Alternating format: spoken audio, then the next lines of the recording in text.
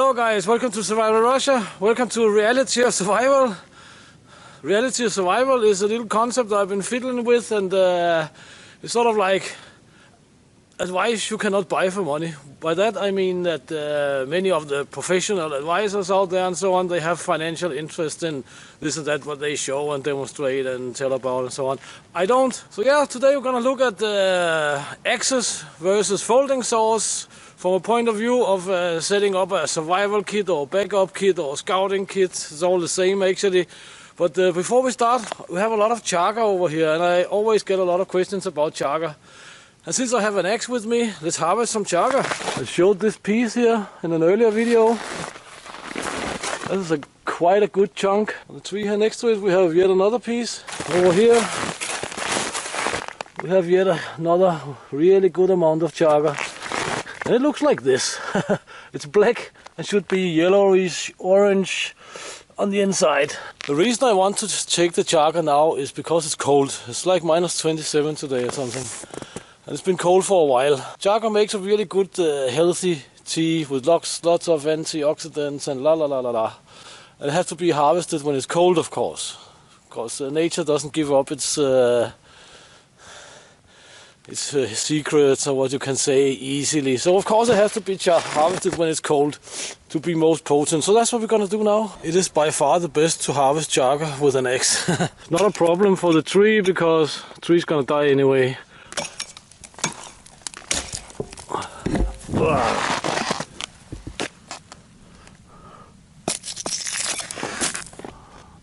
That's what it looks like when it's harvested.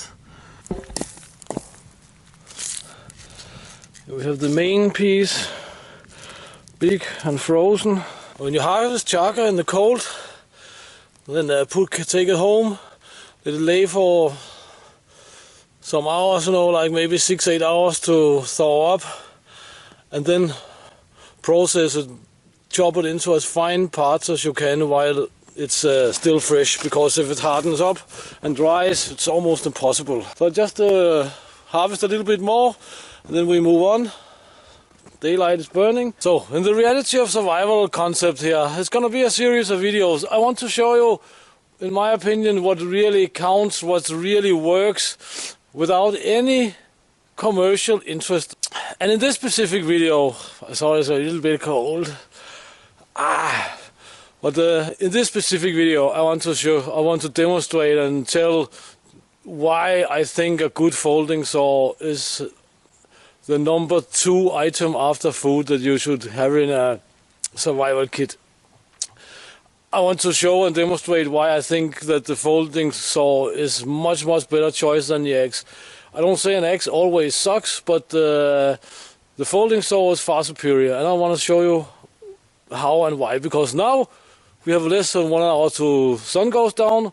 We're in a survival situation. We need to build ourselves a fire, because we will have almost 20 hours of night. Let it be said, I will not do a 20-hour night stay here this time anyway. But let's take a look at the tools here. What we have is a silky Gumboy 270. Means that the blade is 270 millimeters long, 27 centimeters. Then we have this Hultafors Agdor axe, handmade in Sweden, 0.8. Means it weighs 800 grams. The head weighs 800 grams. That means that this small axe there is just as heavy as a large silky katana boy, right? I would say that the axe down there weighs 3 or 4 times what this weighs. But let's get to it. Let's go over and take a look, because I'm gonna take down the tree with the saw, and then we're gonna look afterwards how the axe will do. Over here we have a spruce, a dead spruce. We actually have a little dead spruce there as well. This is your survival tree. This is an awesome tree for survival, specifically that one, because it has very thick branches. It's about 25 centimeters, and the base where we will cut it, so it's almost the length of the katana, of the Gumboy here. As you can see, I've been clearing some branches. I've been looking at where the tree is gonna fall. It's gonna fall approximately in that direction, so we're gonna cut it here We're not gonna cut any V-notch or anything, we're simply just gonna cut it. Also, my camera is freshly charged, but battery is running low, so yeah, let's see how it goes. We're about halfway through. You can see, blade is sticking out like this. So it's around 24 centimeters when we're cutting it here.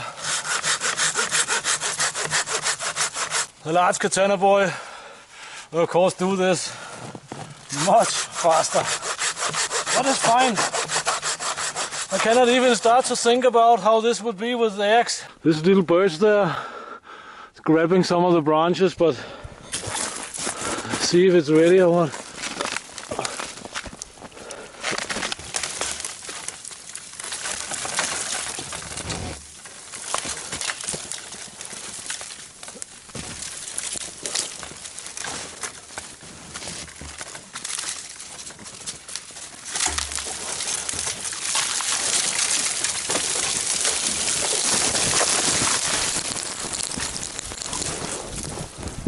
Well, it kind of fell.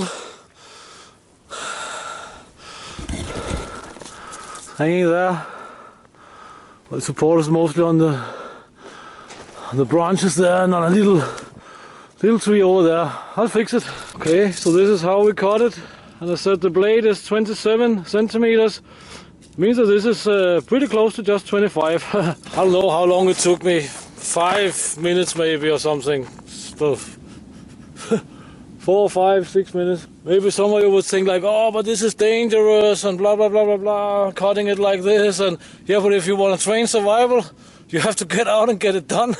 But anyway, let's see how the axe will do just on this, just for demonstration purposes. But because to cut 25 centimeters with an axe, it means that I would have to take out about this much wood.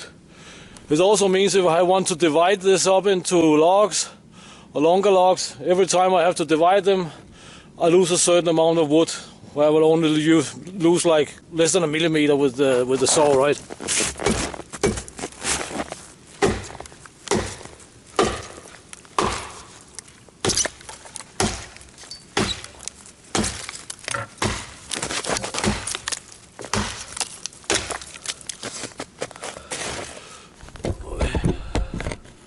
Falling a little bit.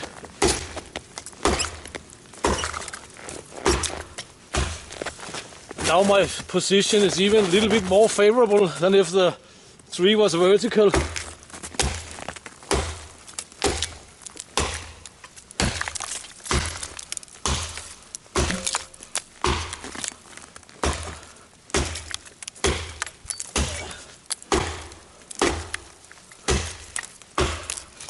It's gonna take a while. I mean, axes have their place. Axes are good for many things, but for fast cutting of survival firewood, they're not really great. Also, you know, stumbling around in deep snow with a very sharp axe, because this axe is very sharp, it might not be the best thing in the world. Anyway, the saw is safer. The spruce here is hanging on that poplar over there, but that poplar is dead. So that's a win-win. I just go over and cut it in the bottom. And with the folding saw, it's not a problem. I'm not saying you should buy silky saws necessarily, but in my opinion they are the best. But the folding saw is definitely a good thing to have in your kit. I'm actually not sweating, it's just snow dripping down. That's a good thing about this setup of clothes here. It's only 4 layers, all breathable, no membranes or anything. I'm dry as a bone. It's awesome.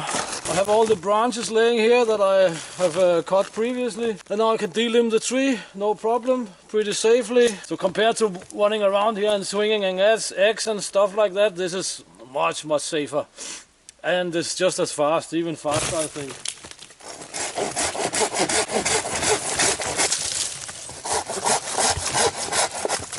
Dividing up the log, it's gonna be no problem with this little saw here. So that was a fast little demonstration on the folding saw versus the axe. Would I call myself survivalist? No. If you're a good outdoorsman, you know how to survive. That's how it is. The reason I want to point this out is because I'm gonna team this video up with another video on survival kits and what you can call it. And of course the axe can be useful, but it weighs 3 times, at least 3 times as much as the folding saw here. And you know, for a scouting kit or backup kit, who's gonna put 1 kilo of axe in the pack when you have so many other things to carry? As I say, you're much more likely to carry such a thing here, and over the years I have learned myself how to use these and get by with them in different ways, and they are awesome tools. But I like the axes. I mean, I'm not dissing axes. I'm not talking down on axes or people who use axes. I mean, if you want to use an axe, use an axe. What do I care? I just want to share with the people who find this informational, my experience, my knowledge, so to speak, based on based on living in real nature, based on not needing to make money out of the items I'm presenting. So guys, thank you very much for your time. Thank you for watching the video. I hope you found it informational. If you like the video, please check out my other videos, and check out the links in the description. And until next time, get out and train and get it done. And see you next time right here in wintertime Russia. Thank you for your time, guys. Isn't it beautiful? Moon is coming up. Sun is going down out there, which is not in the west. That is almost south. Oh, it's really, really awesome. But damn it, it's gonna be a cold night tonight, that's for sure. It'll not be awesome to stay out here. It's just me rambling a little bit, burning the last battery at the end of the video, or after the video is finished actually. As I said, you can see I'm traveling really, really easy on the snow now, because 2 days of the 48 hours of plus degrees for like compressing the snow. That's really awesome. Yeah, so for the ones of you still hanging on, as I said, I want to make this reality of survival concept videos because people have asked me to give advice and blah, blah, blah, blah. I don't want to be any instructor and so on, but when I see many of these videos out there, I think they are not really in step with reality, you know. So I want to try and counterbalance that a little bit. I said it before, but it's taken me a while to find out actually how to do it. But I think I have lined up a series of videos that should make sense anyway. So thank you for hanging on to this late part of the video. See you guys.